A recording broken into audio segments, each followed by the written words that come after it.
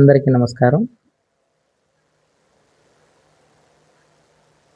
బీసీలు రాజ్యాధికారం బీసీలకు కావాలి అనే నినాదం ఎప్పటినుంచో ఉంది. కానీ ఆ దిశగా అడుగులు వేస్తున్నారు కానీ అవి మధ్యలోనే ఎందుకో ఆగుతున్నాయి. ప్రతి ఒక్కరికి బీసీలు ఉద్యమాలు ఎన్నో ఏళ్లుగా చేస్తున్నారు. అందరూ కూడా పోరాటాలు చేశారు. కానీ అది పూర్తి కార్యరూపం దాల్చకపోవడం వల్ల బీసీల రాజ్యాధికారం దక్కకపోవడం జరిగింది. కానీ గత కొన్ని సంవత్సరాలుగా మరలా ఉద్యమం ఊపందుకుంది. బీసీలకు రాజ్యాధికారం కావాలనే నినాదంతో ప్రతి ఒక్కరూ అడుగులు ముందుకేస్తున్నారు. ప్రస్తుతం జరుగుతున్న రాజకీయ పరిణామాలను దృష్టిలో ఉంచుకుని నాయకులు, మేధావులు, విద్యావేత్తలు అందరూ కూడా సంఘటితం అవ్వాలనే లక్ష్యంతో పనిచేస్తున్నారు. వారి లక్ష్య సాధనలో భాగంగా నా వంతు చిన్న ప్రయత్నం బీసీలకు రాయితీలు కాదు రాజ్యాధికారం కావాలి అని నినాదంతో చిన్న ప్రయత్నం మీరందరూ కూడా విని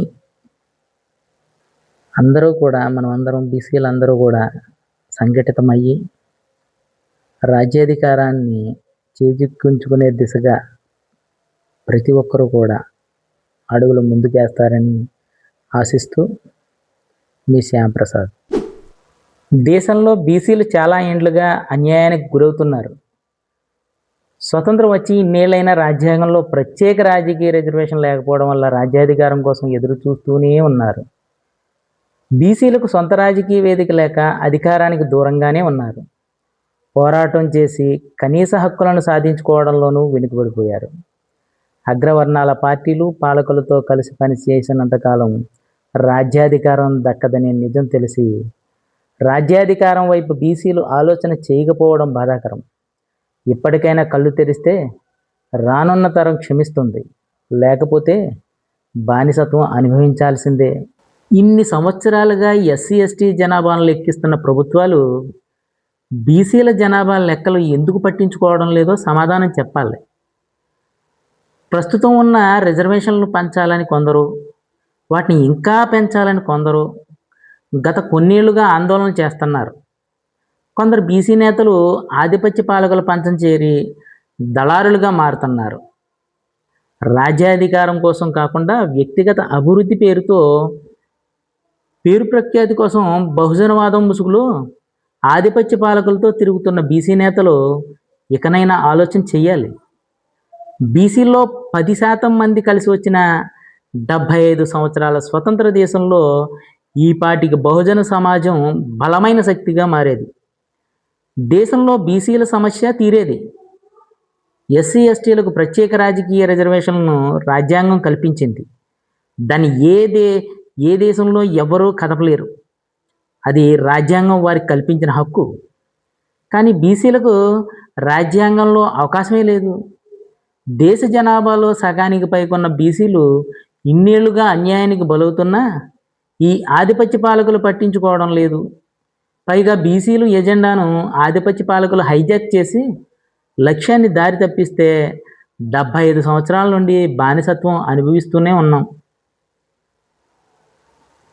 అంబేద్కర్ ఇచ్చిన ఓటు హక్కు విలువ వృధా అవుతుంది. ఈ ఆధిపత్య పాలకులు బీసీ వర్గాల వారిని ఏ విధమైన ఆలోచన చేయకుండా, ఎవరిని ప్రశ్నించడం చేతకాకుండా, ఏ నిజాన్ని చూడకుండా బానిసలుగా జీవించేలా చేశారు. బీసీలను ఉద్యమాల వైపు నడవకుండా, సంఘటితం కాకుండా చేస్తున్నారు. బీసీల మధ్య ఐక్యత పెంచుకోవాల్సిన అవసరం ఉంది. ఐక్యత ప్రాధాన్యతను అందరికీ తెలియజేస్తూ ఖచ్చితంగా విజయం సాధించే దిశగా ప్రయత్నం చేయకపోతే మనుగడ ఉండబోదని బీసీలకు వివరించాలి. 1922 నాటి మద్రాసు శూద్ర ఉద్యమాన్ని గుర్తుకు తేవాలి. ఆధిపత్య పాలకులకు తెలిసేలా బీసీలకు రాయితీలు కాదు రాజ్యాధికారం కావాలి అన్న నినాదంతో బీసీ నాయకులు ఉద్యమం చెయ్యాలి. బీసీలను రాజకీయంగా దెబ్బతీయాలన్న ఆధిపత్య పాలకుల ఎత్తుగడలను విజ్ఞులైన బీసీ మేధావులు ఎందుకు ప్రశ్నించడం లేదు? ఇంకా ఎన్నాళ్ళు మౌనంగా ఉంటారు?